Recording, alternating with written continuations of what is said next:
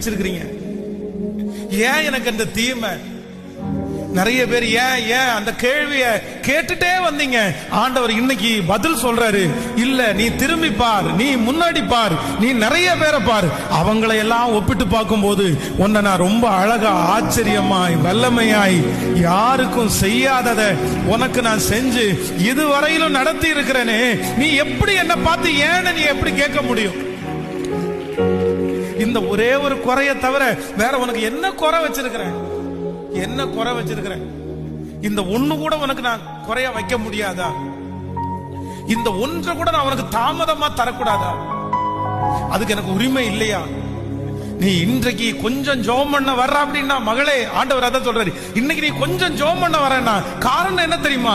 அந்த ஒரே ஒரு தீங்கு தான் நீ இவ்வளவு தூரம் என்ன நெருங்குறதுக்கு காரணம். இந்த ஃபாஸ்டிங் பிரேயர், இந்த உபவாச ஜெபத்துல நீ கலந்து கொள்றதுக்கு காரணமே